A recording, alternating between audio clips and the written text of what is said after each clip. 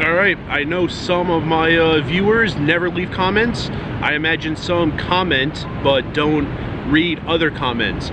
I would say that poker is the leading genre on YouTube where it attracts the most misery in the comments. I watch woodworking videos, off-grid videos, cooking videos, sports highlights videos. I watch a lot of other stuff. I don't see nearly as many people who just live in constant misery in the comments. Poker has a lot of it, so today I'm going to read some mean or stupid or just plain wrong YouTube comments with the sphere behind me right over there. Let's go. First one. This was about the video where I said 5 reasons not to play poker for a living. Guy says, no health insurance, no 401k match, no paid sick days, no paid vacation days, self-employment taxes. Okay, those are all things. Those aren't the reasons to avoid poker and do something else, because there aren't that many jobs that have those things. Some definitely do, a lot don't. I used to work full-time in IT. We had health insurance, we had to pay for it. Now it was cheaper than buying a private plan on the private marketplace, but it wasn't just included. Money came out of your paycheck to pay for the premium every month. No 401k match. So we had a 401k match. It wasn't 1-to-1, by the way. At best, it was 50%. Whatever you put into your 401k, eventually the company would match half of it. The thing was, it took a very long time to vest. It appeared on paper, in theory, right away, but to actually see the money, you had to be there for a very long time. I was not there long enough for it to vest, so when I left, there was no match at all. No paid sick days. I've never gotten paid on a day off in my life. I didn't at UPS, I didn't in IT. I couldn't take days off in IT. Like, if I did, I would have gotten fired. Yeah, poker has no paid sick days. A lot of jobs have no paid sick days. In full-time IT, we didn't have paid sick days. What was the other one? No paid vacation days. I didn't have, forget about paid vacation days. I didn't have vacation days at that IT job. If you're wondering, I wasn't doing freelance work. I wasn't a private contractor. The IT company hired me. I was a full-time employee. I was in my office on Christmas Eve. I was in my office on New Year's Eve. I had like the major holidays off where mostly everyone in the country has off. Those were the days I had off, and that was it. Like I said, those New Year's Eve I was in the office, Christmas Eve I was in the office. We didn't have paid vacation days. Self-employment taxes, yeah, that's a thing.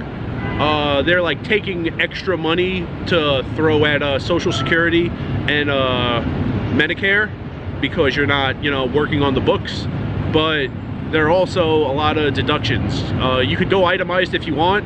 That's complicated and unnecessary for me. I take the standard deduction, and I think it more than evens out the self-employment tax. So those are things that guy mentioned, not things that really make his argument on why to avoid poker. In that same video, reasons to avoid poker, a guy said, I was talking about tracking my stats and everything, and a guy said, tracking won't help you improve at all.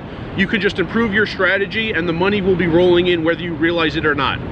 I asked that guy more than once,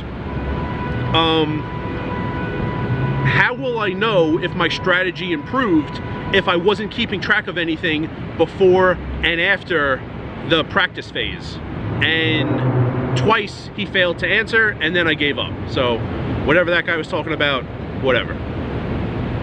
In the video where I gave my weekly stats, the first of the two, where I gave my extreme weekly stats, a guy said, I'm supposed to believe your big win weeks outnumber your big loss weeks 35-0. Dude, anyone that plays poker with any degree of regularity knows that's bullcrap. I don't imagine people who are miserable will believe anything I say, and if you think that's impossible, all the more praise I should be getting, which is a fairly common theme in the comments. If you think it's impossible to play 1-2 for a living, which a lot of people in the comments seem to think, you should like really be impressed and like pushing for me to be in like some kind of Hall of Fame. If you think it's literally impossible, I'm doing it. I've done it. I'm doing it now. I'll be doing it next year. If you think it's an impossibility and I'm doing it, like when people thought running a 3-minute mile was impossible and then Bannister did it, like, you shouldn't be hating. You should be praising me. And in a video where I led off about making this great maneuver coming up the strip from the south and getting into the MGM parking garage, a guy said, you not Mario Andretti, dude. You basically did bad driving and put yourself and others at risk. Okay, here's the thing. Andretti is a professional driver. Like, he's in races against other professional drivers. That is way, way different than driving through city traffic. Just because both happen in a car doesn't mean they're the same thing. Like I told this guy in the comments, probably like the 5,000th best driver behind a wheel in Queens right now is better at driving through city traffic than Mario Andretti. I don't know if he's ever driven through city traffic. If he has, I don't know what cities they are. Driving against professionals on a closed track with race cars is way different than battling against morons who drive like they have absolutely nothing to lose in daytime Queens. And if you're thinking, daytime, why not nighttime? Oh no, daytime is way worse. There are so many intersections that are two-way stops, not four-way stops. Four-way stops would make a ton of sense. Two-way stops. You know how annoying a two-way stop is? You're coming from the direction where you need to stop. People coming from the other direction don't. And every single spot where it's possible to parallel park, someone is parallel parked. You cannot possibly see someone coming from the sides where they don't have a stop sign because the parallel parked cars are in your way. You can really only see them if you move into the intersection, at which point you're vulnerable to get run over. So it's way easier at night because you can see people's headlights coming from far away, even if you can't see the car yet. During the day, when headlights aren't helping you, it's just fascinating every single time someone goes through an intersection like that and doesn't die. So I didn't do any bad driving. I'm an amazing driver. I'm way better at driving through city traffic than Mario Andretti. And what I did, it's so innate, like I said in the video. I wish I could teach it to people. I can't. But if you lived your whole life in New York driving, you would understand what I'm talking about. And remember, rice is a spoon food.